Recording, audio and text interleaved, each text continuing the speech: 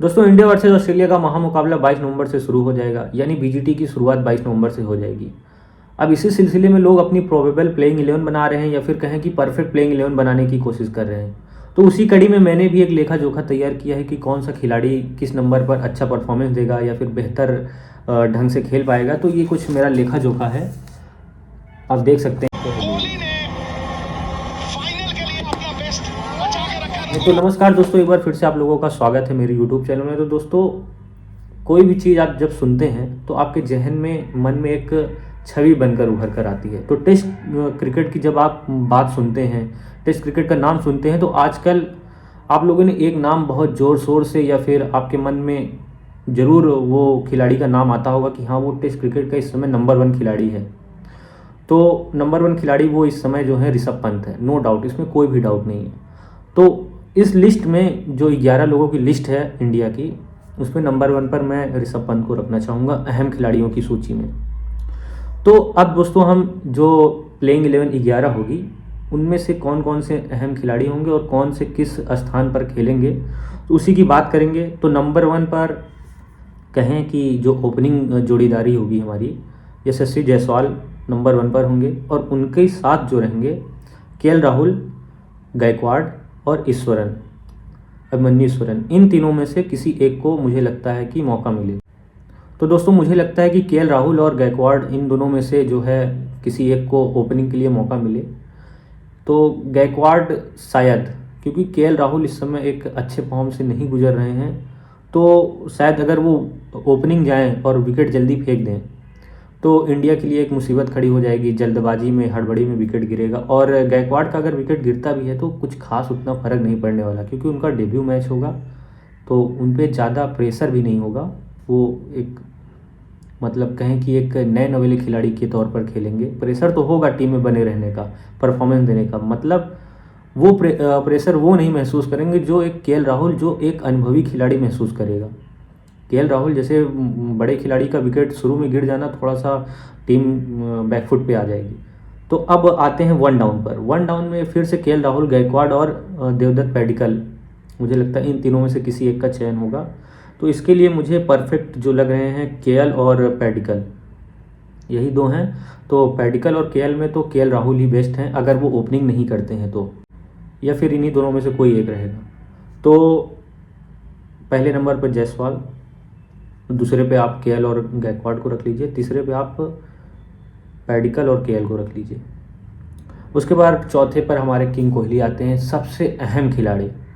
Test cricket international level पर सबसे खास खिलाड़ी यही हैं। तो दोस्तों, शुरू में मैंने इनका नाम इसीलिए नहीं लिया क्योंकि जो इस समय ट्रेंडिंग चल रहे हैं, ऋषभ पंत चल रहे हैं। अगर आज का गेम देखें आप, पिछले 2-3 साल, 1 साल में, तो इस समय ट्रेंडिंग में ऋषभ पंत चल रहे हैं, लेकिन इनसे ऊपर विराट कोहली हैं, ये सभी जानते हैं। तो कोई लोग भी ऑफेंड मत होइएगा कि मैंने विराट कोहली से पहले ऋषभ पंत का नाम क्यों ले लिया, क्योंकि वो भाई परफॉर्मेंस दे रहे हैं। तो जो खिलाड़ी परफॉर्मेंस देगा, ये गेम परफॉर्मेंस का है, तो उनका नाम थोड़ा पहले लिया जाएगा। तो विराट कोहली सबसे अहम खिलाड़ी होंगे, ऋषभ पंत से ऊपर ही होंगे, ये तो सभी जानते हैं। तो उसके बाद 5वें नंबर पर मुझे लगता है सरफराज, गायकवाड़ और ध्रुव जुरैल, तीनों में से किसी एक को मौका मिलेगा। तो गायकवाड़ को थोड़ा खेलने का एक्सपीरियंस है, जुरैल ने अभी इंडिया ए के लिए अच्छा परफॉर्मेंस दिया है, 50 लगाई हैं 2-2। तो लेकिन जुरैल को शायद मौका ना मिले। वो इंडिया ए भले थी, उसमें अच्छा परफॉर्मेंस दिए, पर सरफराज को मुझे लगता है कि वो एक सरप्राइज़ होंगे ऑस्ट्रेलिया के लिए। उनका खेलने का स्टाइल वो लोग नहीं जानते हैं, तो वो थोड़ा उनका फैक्टर काम करेगा कि उनका खेलने का अंदाज़ जो है वो सबसे जुदा है, काफ़ी अलग है। तो सरफराज को मुझे लगता है 5 नंबर पर मौका मिलेगा।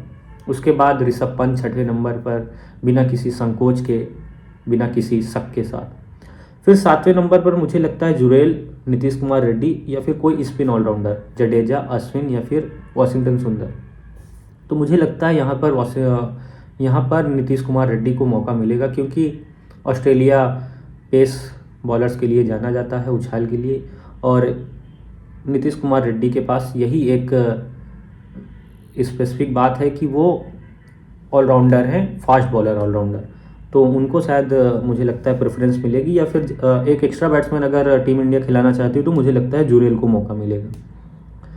और 2-2 स्पिन ऑलराउंडर को खिलाने का यहाँ पर कोई तुक नहीं बनता है, जहाँ तक मुझे लगता है। और उसके बाद 8वें नंबर पर आपको अश्विन अन्ना, जड्डू जी और वाशिंगटन सुंदर, तीनों में से किसी एक का चयन होगा। तो मुझे लगता है कि देखिए बॉलिंग में जो है अन्ना जी और जड्डू जी दोनों में अगर कंपेयर किया जाए तो अश्विन अन्ना जी ऊपर हैं जडेजा से, लेकिन बैटिंग का अगर रवैया देखा जाए, अप्रोच देखा जाए तो रविंद्र जडेजा उनसे थोड़ा आगे निकल जाती हैं।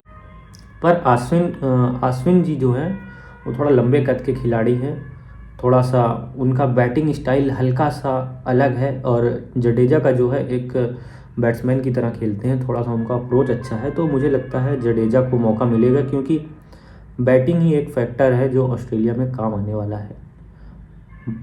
स्पिन बॉलिंग तो मदद देगा सबसे ज़्यादा, क्योंकि अगर स्पिनर काम कर गए, अपनी फिरकी में फंसा लिया ऑस्ट्रेलिया बैट्समैन को, तो वो तो सोने पे सुहागा है। लेकिन जो बैटिंग लाइनअप होगी उस पर ज़्यादा मुझे लगता है कि इंडिया टीम जो है जोर देगी, प्रभाव डालेगी। तो मुझे लगता है जड्डू को यहाँ पर ज़्यादा नंबर मिलेंगे, उनको प्लेइंग 11 में जगह मिलेगी। वाशिंगटन सुंदर को इसलिए मैंने नहीं रखा क्योंकि जड्डू जी, अश्विन जी और वाशिंगटन सुंदर में तो ये थोड़े से इनएक्सपीरियंस हो जाते हैं, उनसे कम एक्सपीरियंस है इनका, इसलिए इनको मैंने हटा दिया। अब 8 नंबर पर बुमराह द कैप्टन। एक नया युग शुरू होने वाला है भारत का, अगर देखा जाए तो अगर 5 मैच में बुमराह कैप्टेंसी करते हैं तो नया ही युग होगा। एक बॉलर कैप्टेंसी करेगा, वो भी टेस्ट क्रिकेट में ऑस्ट्रेलिया के खिलाफ। फिर आपको 9 नंबर पर बुमराह हो गए, माफ़ करिएगा 8 नंबर बोल दिया था। फिर सिराज आपको 10 नंबर पर अपनी धार दिखाते हुए नजर आएंगे। उसके बाद 11 नंबर पर प्रसिद्ध कृष्णा है, आकाशदीप हैं और हर्षित राणा है। तो इन तीनों में अगर मैं देखूं तो मुझे लगता है प्रसिद्ध कृष्णा के पास क्विक पेस है, क्विक बाउंस है, और वहीं आकाशदीप के पास लाइन लेंथ और स्विंग है। तो मुझे लगता है यहाँ पर आकाशदीप को प्रेफरेंस मिलेगी। ऑस्ट्रेलिया है तो वहाँ पर उछाल और बाउंस तो वैसे ही मिलेगी बॉलर्स को, और आकाशदीप की भी कोई कम पेस नहीं है, एक ठीक ठाक गति से बॉल डालते हैं 130-140 के आसपास। लेकिन प्रसिद्ध कृष्णा 140 प्लस 145-150 के आसपास पहुंच जाते हैं। 145 उनकी एवरेज स्पीड है जहां तक मैं ध्यान कर पा रहा हूं। हर्षित राणा अभी नए खिलाड़ी हैं, उनको मौका नहीं मिलेगा। प्रसिद्ध कृष्णा और आकाशदीप में से मुझे लगता है आकाशदीप को मौका मिलेगा, क्योंकि वो अच्छी लाइन लेंथ फेंकते हैं, आगे की तरफ बॉल कराते हैं, तो वो ऑस्ट्रेलियाई बैट्समैन को सरप्राइज़ करेंगे। उछाल तो पटकी बॉल तो शॉर्ट पिच बॉल तो वो लोग अच्छा खेल ही लेते हैं। प्रसिद्ध कृष्णा शॉर्ट पिच बॉल ज़्यादा फेंकते हैं, तो शायद उनको इसलिए मौका ना मिले। तो दोस्तों आपको क्या लगता है कौन सा खिलाड़ी सबसे अहम भूमिका निभाएगा पहले टेस्ट मैच में? ज़रूर कमेंट सेक्शन में बताइएगा। और विराट कोहली की टोटल कितनी सेंचुरीज आएंगी? सबसे ज़्यादा बड़ा जो देखने का वो है दिलचस्प नज़ारा, वो विराट कोहली की बैटिंग होगी। ऑस्ट्रेलियाई मीडिया भी विराट कोहली को बढ़ा चढ़ाकर खूब पेश कर रहा है। अब उनका ये कोई साजिश कहें या फिर कोई अलग माइंडसेट कहें, या फिर विराट कोहली की वो छवि ही बनकर, वो परफॉर्मेंस ही उन्होंने निकाल कर दिया है ऑस्ट्रेलिया में। एक ऑस्ट्रेलिया के खिलाफ वो सबसे ज़्यादा रन बनाए हैं, ऑस्ट्रेलिया के खिलाफ सबसे अच्छे रिकॉर्ड्स हैं उनके, तो वो नंबर 1 खिलाड़ी हैं, नो डाउट। इसमें किसी को संशय या मतलब शक नहीं है। तो मुझे लगता है विराट कोहली इस सीरीज में कम से कम तीन शतक उनका 5 मैच में ज़रूर आएगा। और उसके बाद अगर कोई बढ़िया खिलाड़ी निकलेगा तो आप जानते ही हैं, ऋषभ पंत हैं, शुभमन गिल भी हैं, केएल राहुल हैं, जायसवाल 1 शतक मार सकते हैं, और रोहित शर्मा जब टीम में आ जाएंगे दूसरे मैच में अगर, तो उनका भी 1-2 शतक आप जोड़े रहिए। बॉलिंग में आपको मुझे लगता है कि बुमराह की बॉलिंग, और मोहम्मद सिराज भी विकेट टेकर है, नई बॉल से विकेट निकाल देते हैं। आकाशदीप भी नई बॉल से स्विंग से विकेट निकालते हैं। तो यही मेरी एक प्लेइंग 11 है। आप लोगों को अगर इसमें कुछ गड़बड़ी नज़र आती है, कुछ त्रुटियां नज़र आती हैं, तो कमेंट सेक्शन में ज़रूर बताइएगा, और कोई गलती हुई तो माफ़ी चाहूँगा। तो धन्यवाद दोस्तों वीडियो देखने के लिए। आप लोग भी अपना प्लेइंग 11 ज़रूर कमेंट सेक्शन में बताइएगा। वीडियो को देखने के लिए बहुत बहुत धन्यवाद दोस्तों। जय हिंद, वंदे मातरम।